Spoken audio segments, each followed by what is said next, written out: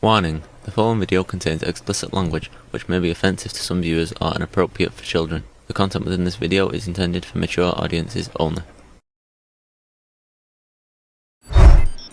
Are you ready?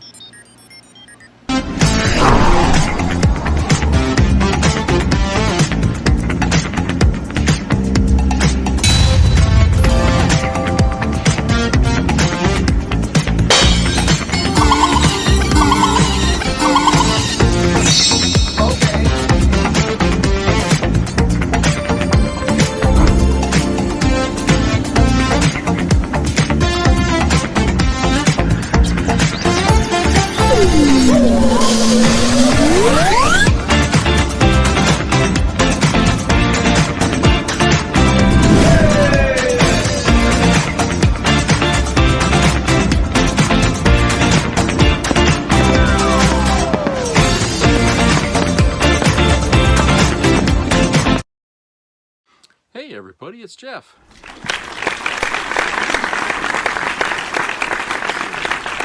Hope you're having a great Monday. I know usually Mondays are a tough day because it's right after the weekend and everybody's kind of sluggish.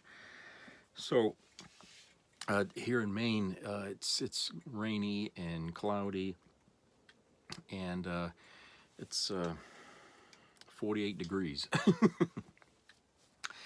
And so it's a little chilly, but it's all right. And you know, that's part of the seasons here in Maine. I want to give a response, a personal response. Who I'm not going to mention any specific names or anything like that, but there's a fellow there that's been following me, and I recently was able to figure out who this person was by going online to different sites and tracking down the username and essentially just digging around to find out where this person is from, and I managed to get an IP address. So I know who this fellow is, and his name is Tad, but I'm not going to give you the last name. I met this fellow when I was in the military, and he's how can I say it? At the time, he was really arrogant and argumentative, and we pushed the boundaries with the girls. I think more often than not that he crossed the line, I think, with a few of them that I knew. But he was commenting a little bit on things, and I was thinking, how would he know? How would this person know this? And I got curious, and I just started digging around. So I know he's been watching my videos, okay, and is a Trump supporter. And so I want to say to this guy, Tad, I didn't like you from day one, okay? I think you know that. I didn't like you from day one. You were arrogant. You were, insubordinate, okay? You followed around with the wrong people. I think that influenced you a lot. And you seem to have this idea that you had some kind of authority over people that were one or two ranks lower than you. I watched how you interacted with people, and I don't think a lot of people really liked you then. And Christine had told me some things that you did to her that she didn't like, and she wouldn't do it, but I went ahead and reported that to the base commander, and that's why you got in trouble. You didn't know who did that, but I did. I was the one that did it, okay? That's why you got in trouble, okay? And it was well-deserved, because somebody needed to slap you down, okay?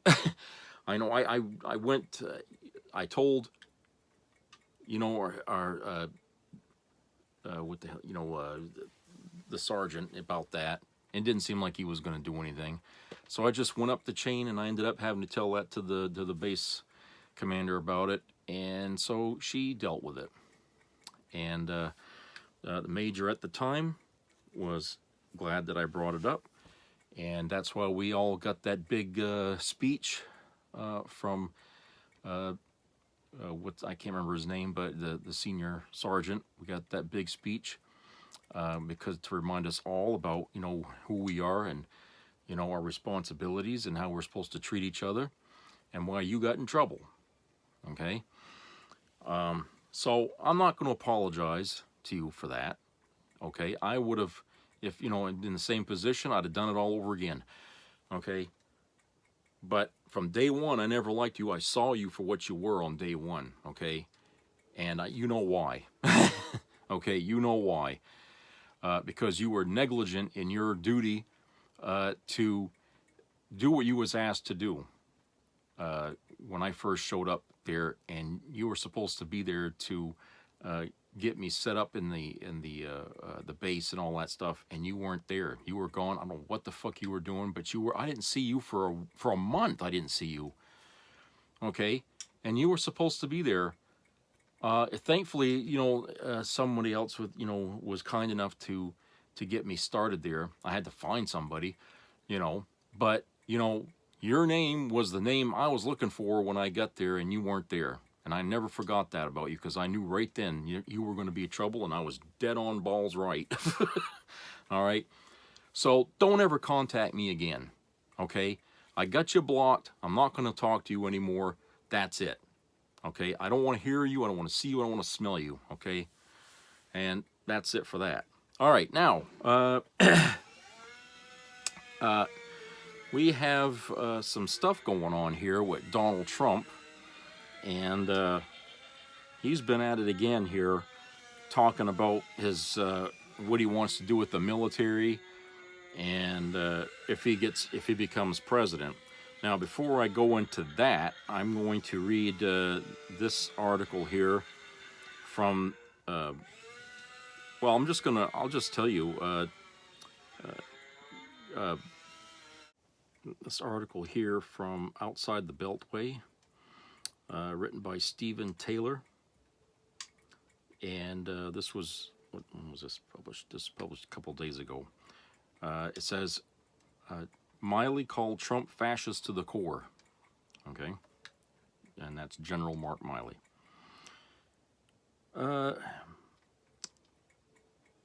The Army veteran expressed concerns to Woodward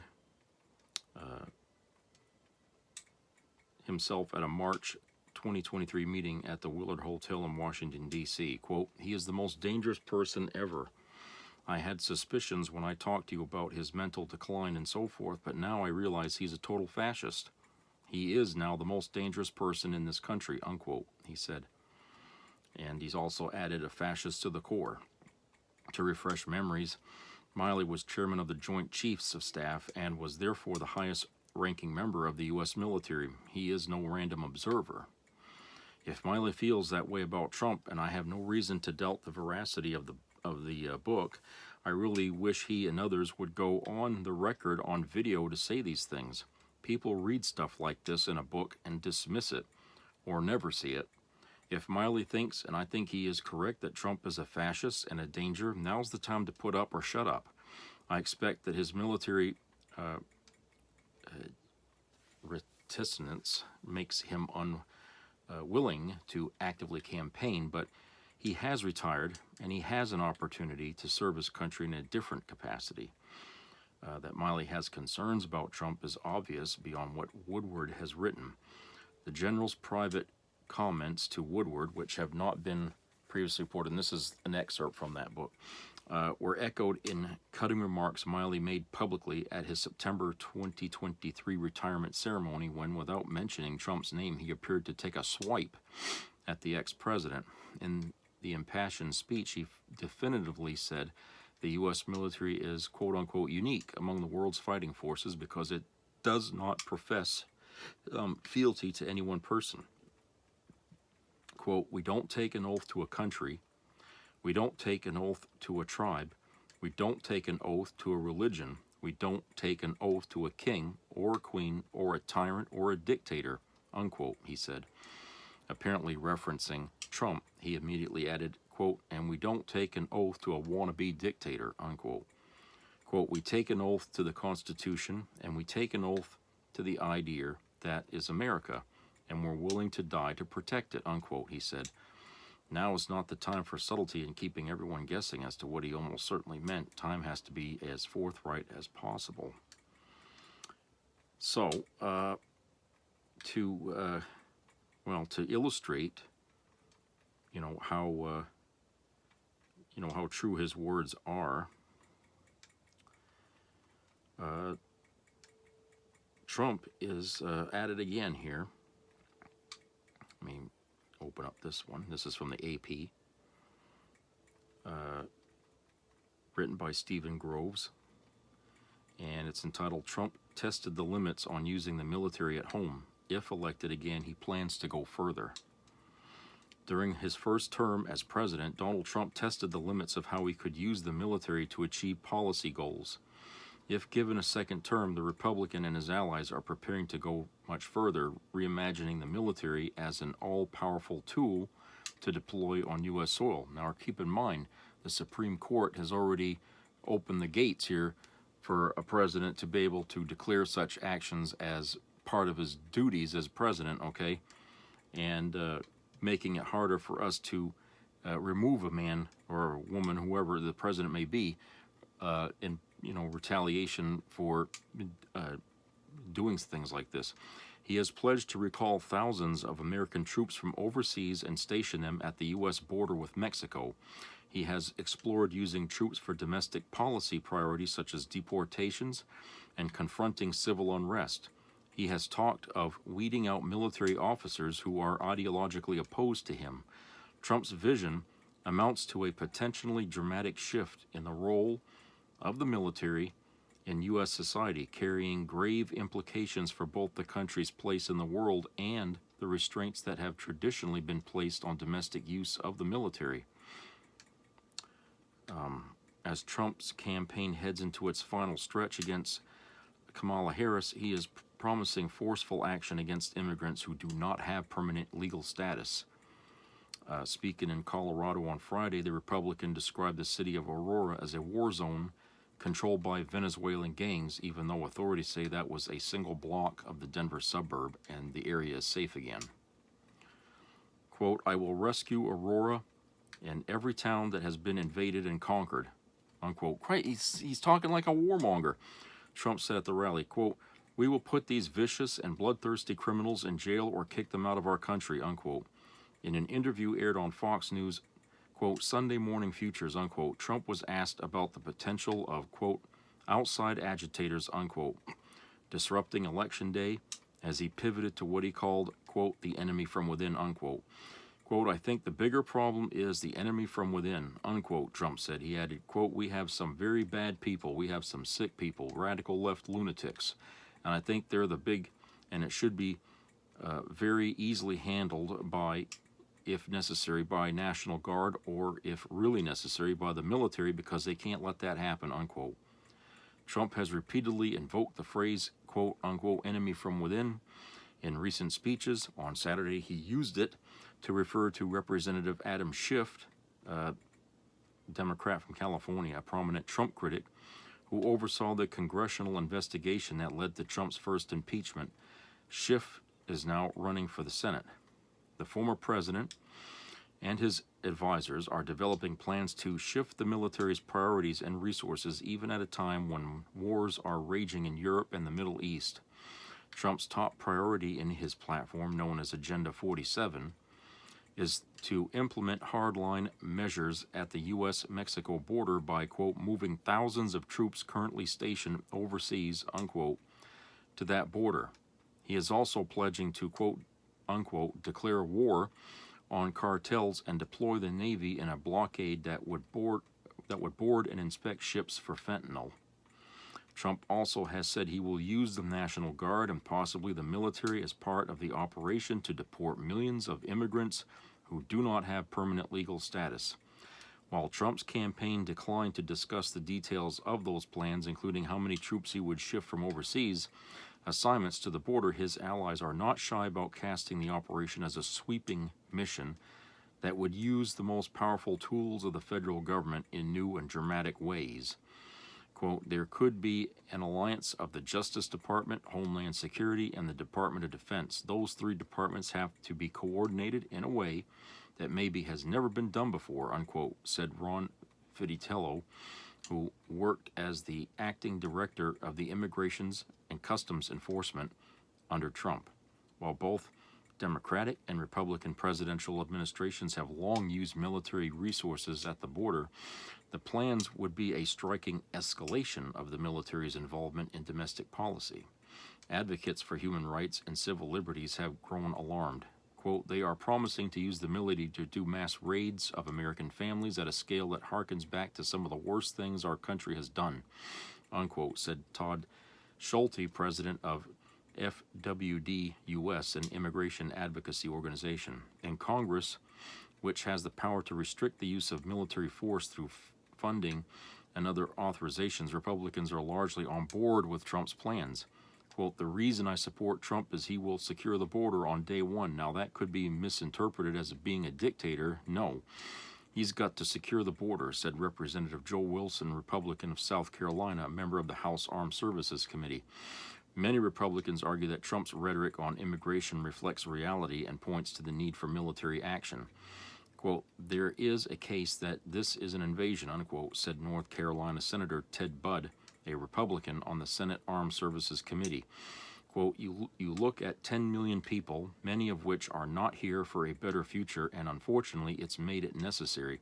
This is a problem that the Biden administration and Harris administration have created. Harris, she hasn't even been elected yet. Okay. Still, Trump's plans to move military assets from abroad could further inflame tensions within the GOP between those hawkish on foreign policy and Republicans who promote Trump's brand of American first isolationism. Republican Representative Mike Rogers of Alabama, chairman of the House Armed Services Committee, insisted Trump would not move active duty troops to the border, even though Trump's platform clearly states that he would. In the Senate, where more traditional Republicans still hold sway, Mississippi Senator Roger Wicker, the top Republican on the Armed Services Committee, issued a statement encouraging the Department of Defense to assist with border security, but adding that the effort, quote, needs to be led by the Department of Homeland Security, unquote. Trump's designs for the military may not stop at the border, as Trump completes a campaign marked by serious threats to his life, which, by the way, looked like there might have been an attempted third assassination on him near this weekend. Unusual requests for military aircraft to transport him amid growing concerns over threats from Iran. During his first term, while riots and protests against police brutality roiled the nation, Trump also pushed to deploy military personnel. Top military officers such as then General Mark Milley resisted those plans, including issuing a memo that stressed that every member of the military, quote, swears an oath to support and defend the Constitution and the values embedded within it, unquote. Trump's potential actions would likely require him to invoke wartime or emergency powers such as carrying out mass deportations under the Alien Enemies Act, a 1798 law, or quelling unrest under the Insurrection Act, an 1807 law that allows a president to deploy the military domestically and against U.S. citizens, which is what we should have done with him when in 2020 there, when he started that goddamn riot, right? That's what we should have done with him. It was last used by President George H.W. Bush in '92 during rioting in Los Angeles after police officers beat the black motorist Rodney King. Ahead of the potential second term for Trump, Democrats in Congress tried to update presidential powers like the Insurrection Act, but found little success. That's left them instead issuing dire warnings that Trump now has fewer guardrails on how he could use the military. He has shown an ability to bend institutions to his goals, from a Supreme Court willing to reconsider long-standing interpretations of presidential powers to a military scrubbed of officers and leaders likely to push back on his plans. Senator Richard Blumenthal, Democrat from Connecticut, who introduced legislation to update the Insurrection Act, said the plans, quote, illuminate Donald Trump's total misunderstanding of the United States military as a force for national defense, not for his personal preferences to demagogue an issue, unquote. But Representative Dan Crenshaw, Republican from Texas, underscored how many in his party have grown comfortable with deploying the military to confront illegal immigration and drug trafficking. Quote, whatever fixes the border, I think we're okay with, unquote, he said. Yeah, from one person's point of view. If he's okay with it, then everybody should be, right? But you see what I'm saying about Trump? I mean, he talks like a fascist. He's got it all planned out how he's going to use the military to push his agenda. And then here's this thing here that really kind of made a lot of people get chills up their back. This article from the AP, it says, Trump will hold a rally at Madison Square Garden in the race's final stretch. Donald Trump is returning to New York in the race's final stretch, scheduling a rally at the city's iconic Madison Square Garden. Trump is planning his event for October the 27th to kick off the final week of campaigning, according to a campaign official familiar with the plans who spoke on the condition of anonymity ahead of a formal announcement. It will be Trump's second rally in the city he grew up in, following a May stop in the South Bronx that drew a large, diverse crowd. He held another on Long Island last month. Quote, we have some very big ones coming. We just rented Madison Square Garden. We're going to make a play for New York, unquote, Trump said at a rally Wednesday afternoon in Scranton, Pennsylvania. He said his campaign is also looking to rent arenas in Atlanta, Georgia, and New Jersey. Trump has long said he believes that he can win New York, even though it is overwhelmingly Democrat, and he has lost the state in the last two elections by more than 20 percentage points. But Trump also relishes staging events that will draw outsized media attention, like one held at the so-called world's most famous arena.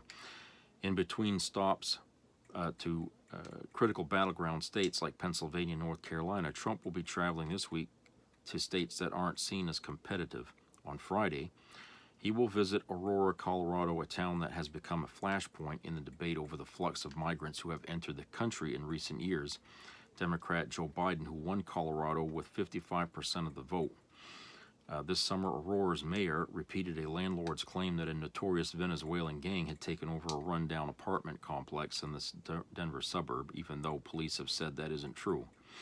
Trump and other Republicans have nonetheless seized on the claims, with Trump saying during a Fox News town hall that Venezuelans are, quote, taking over the whole town, unquote, and telling rallygoers that if elected, he will deploy federal resources to, quote unquote, liberate the town. On Saturday, he will hold a rally in Coachella, California, the site of a major annual outdoor music festival. Trump lost California in the last two elections by 30 percentage points. Trump said at his rally that in addition to New York, he is making a play for other Democrat-leaning states, including New Jersey, Virginia, New Mexico, and Minnesota. So, yeah, he's going around and he's ramping up his rhetoric. I think he's doing it because he thinks that, the base loves it whenever he talks like he does, sounding like Hitler, okay? And the odd thing about him going to Madison Square Garden, he's going to try to recreate the 1939 Nazi rally that happened there at the time, which, is kind of like, him trying to say that, oh yeah, see, I'm coming back as a fascist, and this rally here at Madison Square Garden at this time, will be sort of like a hint, and, I feel like, this is, what more do we need to know about him or see from him to know that he just isn't, he's not dealing with a full deck. He's out of his fucking mind, okay? The people that have been questioning his psychological status, they have every right to wonder that because we're all seeing it now. Okay, we're all seeing it. He's doubling down on his madness. in this last stretch here before the election. And the more he talks, the less people really like what he's saying. And the thing of it is that what he's saying is not helping him in the least. The only people that are going to listen and clap and applaud to what he's saying are the fucking MAGA. Okay? Those people that are in his cult. Outside of that, the demographics are shrinking for him. They're not turning out for him. Okay? And in some places, the voting has already started. So it's just that, I'm hoping that people who haven't voted yet are hearing this coming from this man and understanding that he is a bullet that we need to dodge, okay? He's dangerous. He's got allies, and many of them in bad places. And the only way we can remedy this situation with him is to get Kamala Harris in there so that way she can rectify this problem here by cutting those ties that he has and getting rid of the bad elements inside the system that he's got, which I'm talking about the justices for one thing that he appointed. Those have to be dealt with, and the representatives in Congress and the Senate that he's got that bought and paid for, that are in there raising old Mary hell whenever they're not doing anything. Okay, those people have to go. Okay, you see what I'm saying? I mean, he's had time since he lost the White House to infiltrate the system with money, buying people off. He's still chummy with Putin, so Putin's been helping him in whatever way he can, okay? Because Putin would like nothing more than to see Trump as president, and apparently MAGA doesn't care about that. I mean, they seem to be okay with it, even though, they bitched and complained about communism to, saying, oh, the Democrats are like communists. Well, if you're in bed with Putin, what the hell does that make you? So, like I said, it's a bad bunch of rhetoric coming out of him, and like I said, I don't see how this is going to help him come November. But I think everybody has agreed that he doesn't really care about the votes. What he's going to do is use the legal system to his advantage to try to shoehorn his way back into the White House against the majority of the country's opinion of him, okay? And I don't see how he could hit the ground running as a president with the lowest approval number in history, okay? Because that's what's going to happen. If he tries to force his way into the White House, he's going to have an approval rating in like the tens, or maybe less than that. So how the hell does he think he's going to get anything done if everybody's against him? Okay, he's going to be the lone man, all alone, with his mental faculties degrading as time goes on. And who do you think's going to be running the fucking show? That son of a bitch Vance and the staff that they got in there? God, that's even worse. Okay, because Vance has no fucking ability whatsoever to even be a vice president, let alone sitting president to replace Trump when he gets too ill to be able to finish his term. All right, so like I said, there's a lot to consider here when you think about what would happen if he wins the presidency. Okay, he only needs 4 years to really turn this country inside out. I mean, he damn near did it all in the 4 years that he had the first time around. Given a second term, today America wouldn't even have any hope right now. It would be, an apocalyptic America, like you see in, in some of these damn movies. Okay, so I feel like, it's really important that people, if you're going to listen to his speech, you listen and just understand, you're listening to a lunatic. Okay, just like Hitler, he was a lunatic. You're listening to a Hitler wannabe, okay, who really thinks that his word should be the only word. Nobody else's opinion matters, okay? And, the Republicans will be the first ones to cry and bitch and moan and bellyache once Trump comes down on them, because he will. I mean, some of these people are part of the masses that he wants to deport from this country. There are some Republican illegals and stuff like that in this country. Why I don't know why, but they are. They'll be the first ones rounded up. you know, put into camps or whatever, or just simply kicked out of the country forcefully, you know, it's going to create problems, more problems than, you know, anyone here is willing to even consider. What, you know, and the rest of the world will be looking at what happens here and judging us accordingly. All right, let's go to a commercial break. We'll be back. That's fucked up.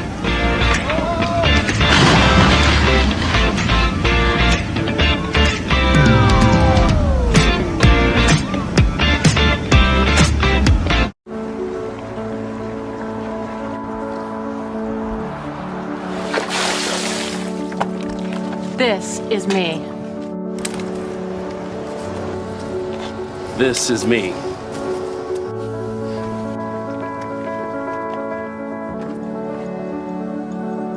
This is me!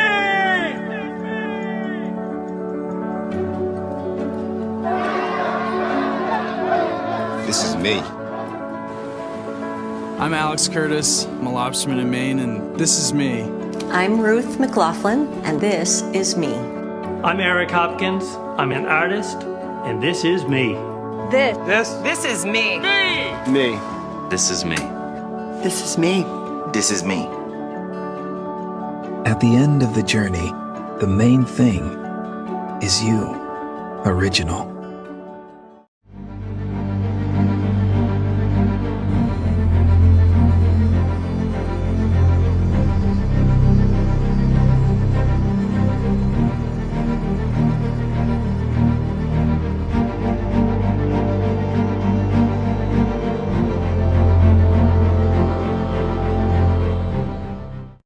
Work your ass off, the backbone of America. And it's true, a lot of people treat you like shit. Wall Street gets bailed out. The Fed loaned the banks some $7.7 trillion. And you pay for their mistakes. When I'm not able to pay for my mortgage, who's going to bail me out? Big business offshores your jobs. Harvard Business School alumni predict falling pay and expect to outsource work rather than do more hiring. And then they pay CEOs hundreds of millions. The average CEO is making 235 times the median worker. Insurance companies make it so expensive, you can barely afford to die.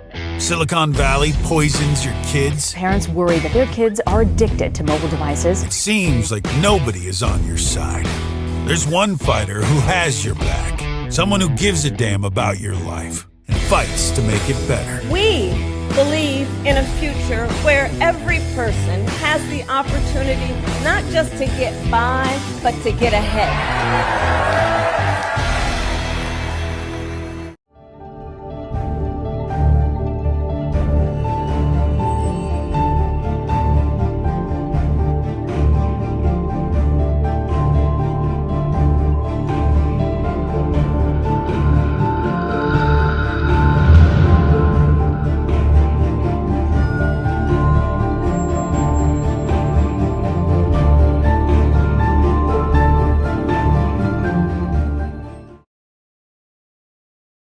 You're in trouble, Donald.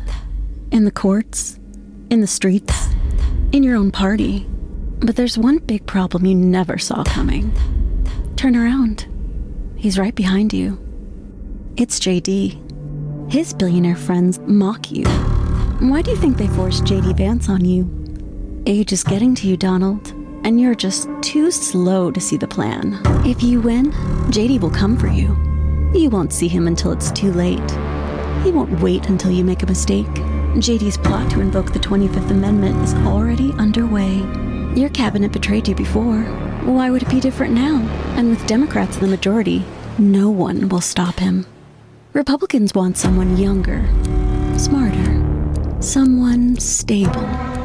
A leader who will execute Project 2025 without your problems.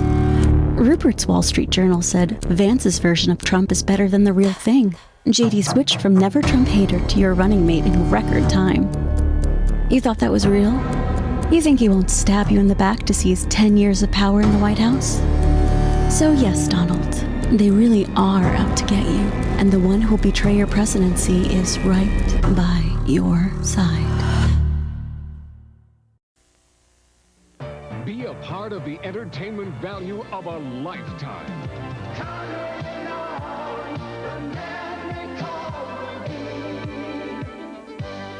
I loved it. It was the best performance I've seen in a lifetime. I loved the show. I liked it very much. He's a very entertaining man. It's well worth the money. Now appearing in Charlottetown, coming to Halifax November 6th to the 18th, and St. John November 20th through the 26th.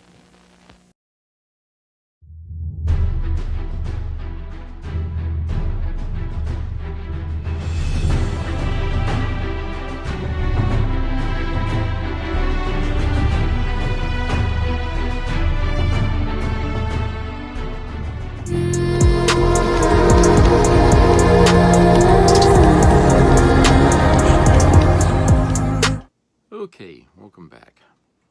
All right, so I got another article here from Politico, and it's written by Emmy Martin. This was published 3-4 days ago, I guess, entitled "Trump on Immigrants. We got a lot of bad genes in our country right now." Former President Trump used increasingly harsh rhetoric to attack immigrants, suggested on Monday during an interview that immigrants commit horrendous crimes because, quote, it's in their genes, unquote. Sounds just like Hitler, huh? Quote, how about allowing people to come to an open border, 13,000 of which were murderers, many of them murdered, far more than one person, and they're now happily living in the United States.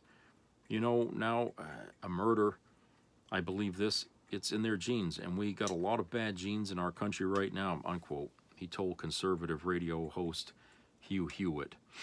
Trump also said Vice President Kamala Harris, quote, wants to go into a communist party type system, unquote, to feed, quote, to feed people governmentally, unquote.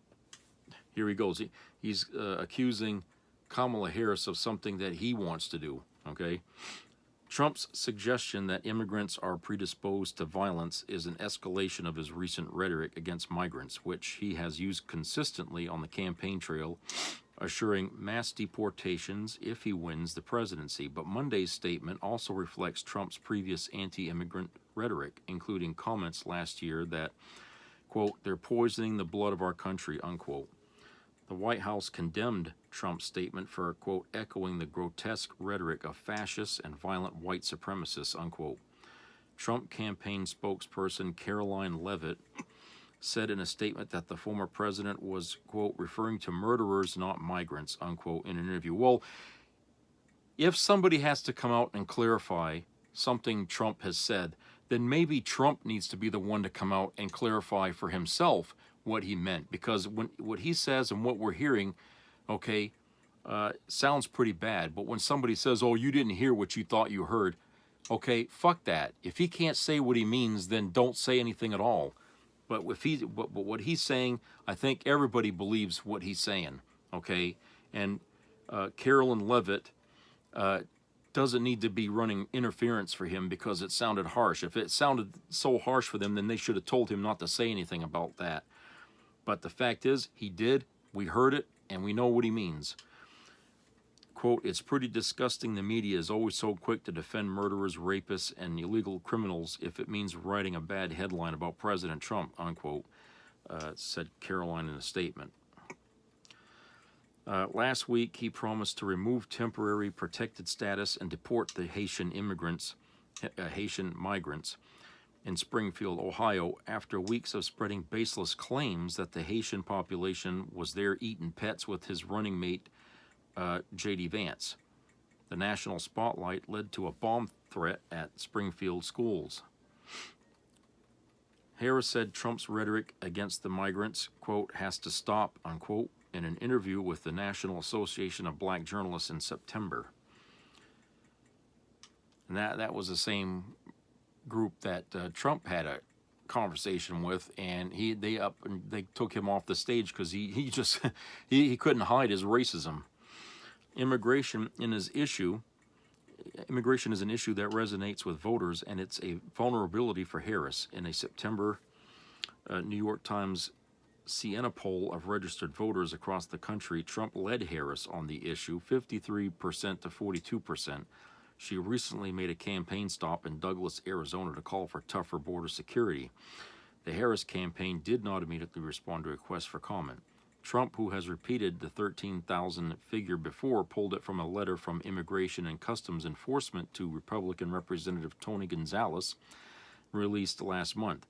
That letter showed that 13,099 non-citizens on ICE's quote, non-detained docket, unquote, were convicted of homicide. However, the data only shows the individuals are not detained by ICE.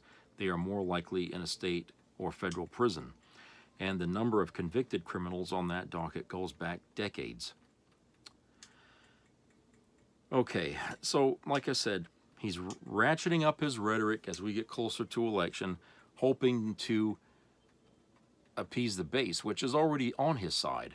You know what I'm saying? They've already said as much that they don't care what he does. They're going to vote for him no matter if he drops dead on the fucking stage. They're still going to write his name in there. You know what I'm saying? So he doesn't have to worry about his own base, but he's certainly not going to gain more voters by saying these things. I mean, the other demographics in this country, you know, by a majority have turned their back on him. All right, you got hundreds and hundreds of fucking Republicans that won't vote for him, okay, and some Republican political leaders have endorsed Kamala over him, okay. So why does he go back to this bullshit racist crap that he's talking about, thinking that, oh, this is what's going to help me win? Who's telling him this shit? And why is it that the polls keep showing Kamala and him neck and neck all the time? Just last night I was watching on the fucking news there. They were saying that they're tied again, 48-48. And I'm thinking, you know, it's the fucking horse race mentality of the media to keep this thing hot. Because when the story is hot, everybody wants to buy a spot to put their commercials in. They make a ton of money off of that. Okay? If they show the real reactions of this country right now, they're going to see that most of America is totally against Trump, okay? And I would expect that a lot of people are going to vote Kamala November, and that's what's really going to show us how people felt, not what these fucking polls have been showing us on the news. And when that comes out, just like last time when Trump lost his chance for a second term, everybody on the press was sitting there acting like they were so stunned. How could we be so wrong? You know, it's because you guys are doctoring the fucking polls to begin with. That's why they were wrong. Okay? You should have known that. You people, you work in the industry all these years, and you're sitting here acting like you didn't realize that it was going to be such a glaring distance between what you were telling people and how it all turned out. Even I knew, without even looking or polling anybody, I knew Trump was going to lose that thing, because I knew the mood of the country in that last year of his term as president. This country was totally pissed at him, okay, for what he did during COVID. Everything else that he did didn't matter at that time. The only thing that people cared about was the number of bodies that were being thrown out of these hospitals, people who swore that they didn't need to get vaccinated, didn't want to wear a mask, dropping dead all over the country, all while Trump is sitting there telling people it's all a hoax. People were so pissed at that, okay? I knew he was going to lose. Yeah, I knew he was going to lose. I didn't have to see a fucking poll, all right? But at the election night, and they showed Biden won by 81 million votes, okay? They were scratching their head trying to figure out how the polls got it so wrong. It's because the polls were all doctored to begin with. They wanted it to look close. They wanted it to look like Trump was going to win, okay? And that's what they're doing right now. They're doing a repeat of what happened then, okay? They want this thing to look close. They want it to look like Trump has a chance to win, okay? But the problem is that Trump is believing the bullshit. He thinks he is close. He thinks he does have a chance to win. He's believing the lies, okay? And November, next month, you know, we're all going to see the truth. And what's he going to do? He's going to bitch and say that they cheated me again because, hey, I was always neck and neck against her, and the press was making it look like I had a chance to win. How could it be such a big, huge loss like that? It can't be, all right? And so he's going to start in on the, you know, on that same old big lie again, part 2. And that's his plan. That's what he's going to do on election night. And of course, MAGA is going to soak that shit up, you know, like a sponge. And they're gonna suck in his anger, and they're gonna start going out there and rioting and all kinds of shit. Okay, he's going to create the very situation that so many Americans, so many paranoid Americans, are afraid is going to happen. You know, the government taking over.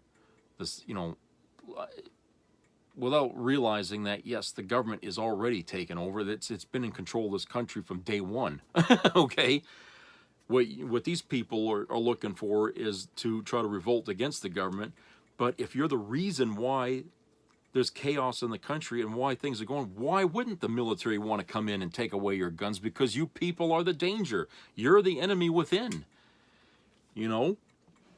And Trump is constantly going to push that. Get these people angry so they'll turn around and start riots. January 6th all over again.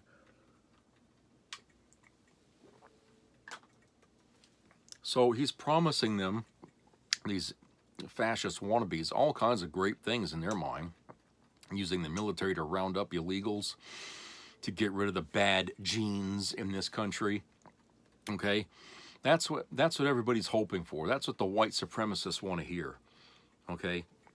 And if he loses, after he gave all those promises, and if he loses, they're gonna fucking have a fit.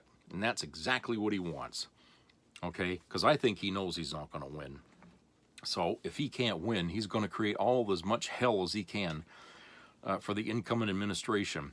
And that means by promising his base all these things that he's doing. That's why he's ramping up his rhetoric, sounding more like Hitler, you know, telling people that I'm going to do this, I'm going to do that, I'm going to cleanse this country, I'm going to do all these fucking things, okay?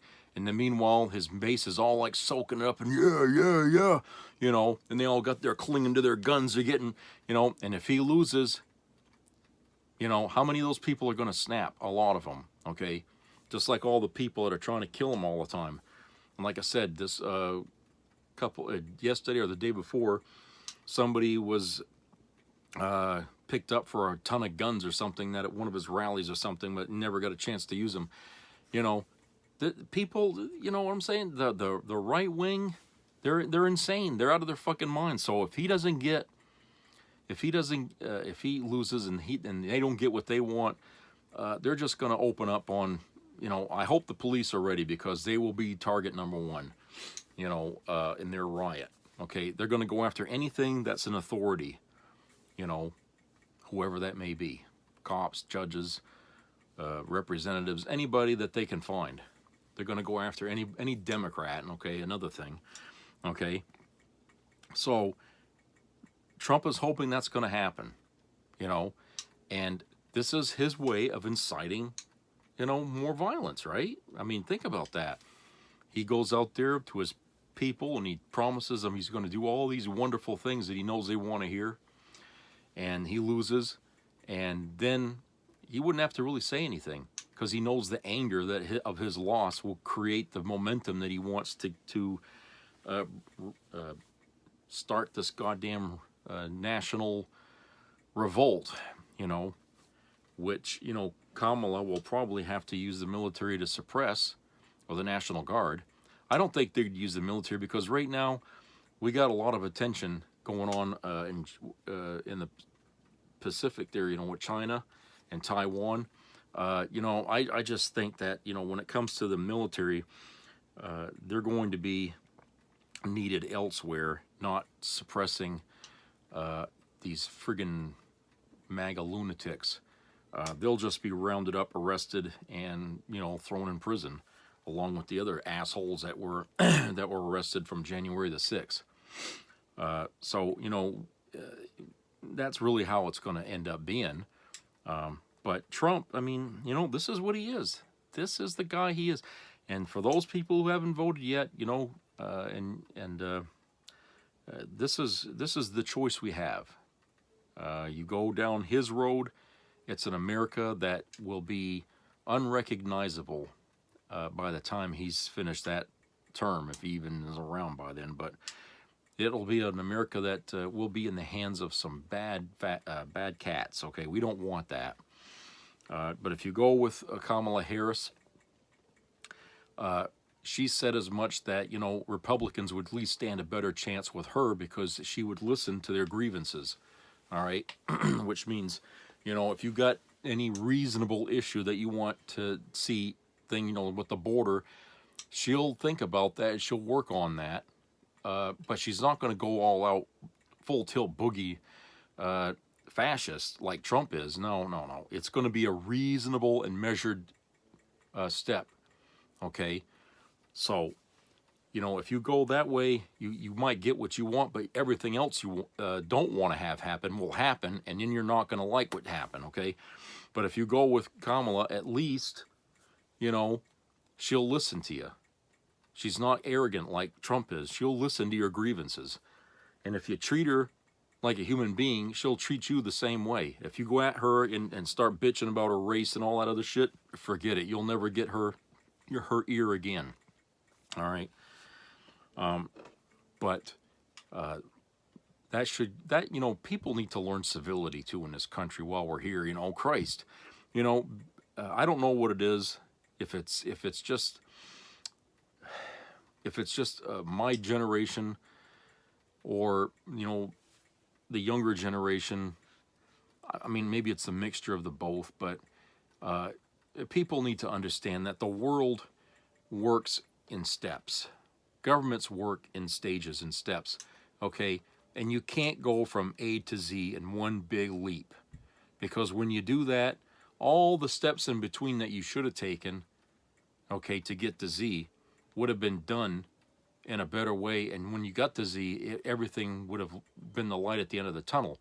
But if you take this rush from jumping to A to Z, okay, what you end up with at the end is going to be something of a mishmash of a lot of problems that could have been worked out along the way.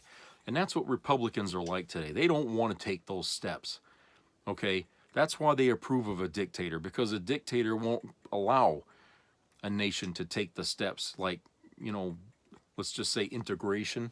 Okay, we either have it or we don't. Well, there's steps to get to having it. And if Republicans were for it, they would just take those steps, but they're not. You know what I'm saying? They just assume not have it, but if they wanted it, they would just rush us into it, you know, in a haphazard fashion, and we'd end up with more problems along that, you know, in the end result.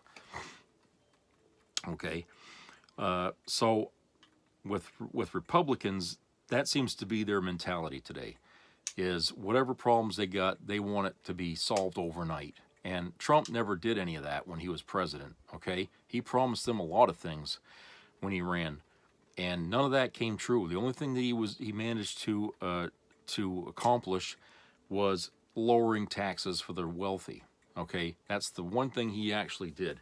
And how did that benefit us? Well, it didn't, because our country ended up going into a economic, you know, collapse in the last 2 years of his presidency. That would have been like after the tax reduction for the wealthy.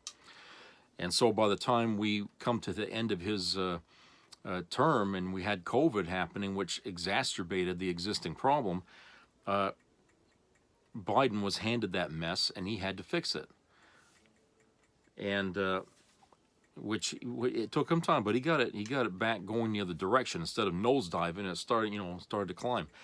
But, you know, there was still some, you know, like inflation was still there. I mean, it was started under Trump, and it was still there going under Biden, but he managed to put some you know, countermeasures in place to try to lessen it, where the rest of the world was really getting it hit hard.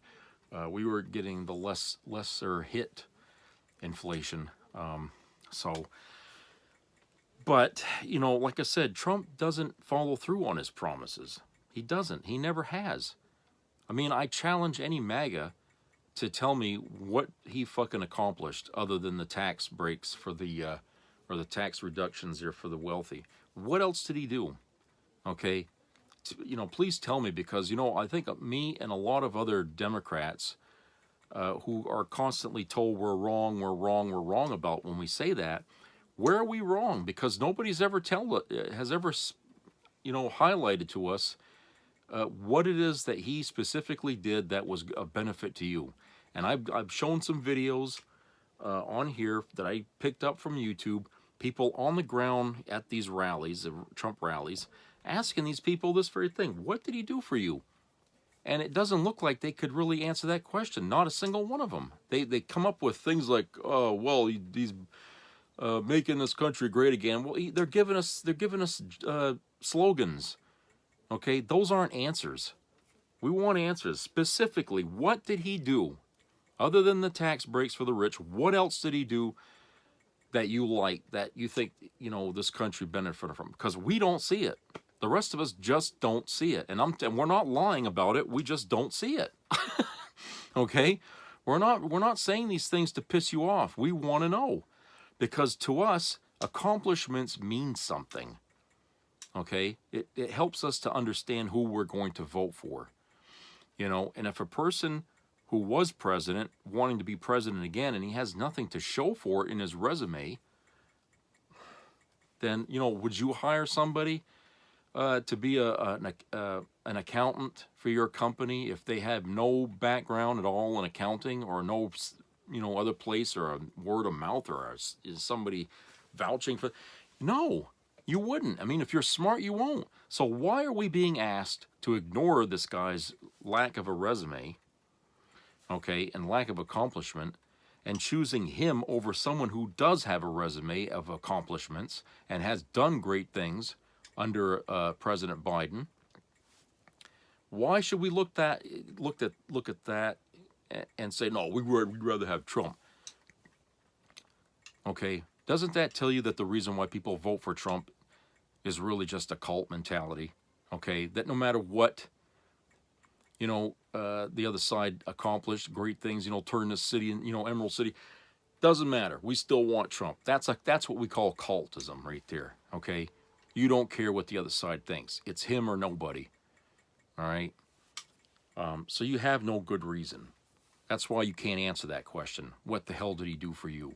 What makes him a person we should have back in the White House? We already rejected him the first time around. At the last year, his fucking term, 81 million Americans said, fuck you, and we're going with Biden. You know? Because we found out then he was full of shit. He spent all his time playing golf, didn't do a goddamn thing but playing footsie with Putin, you know, and stirring up trouble with China, okay, that got a lot of people destitute in this country. Okay, aren't going to go, you know, and do the opposite of common sense here by putting him back in there because we have faith that he's going to do something good. No, he ain't going to do a goddamn thing good. He had the chance to do something good. He didn't do it.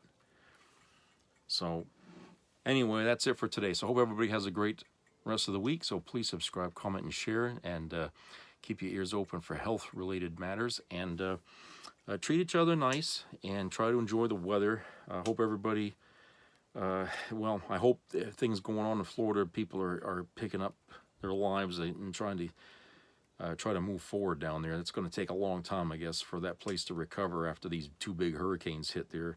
So let's everybody try to do what we can to help them out, and you know, let's wish them all the good luck that we can give them. So I'll talk to you guys later. Take care.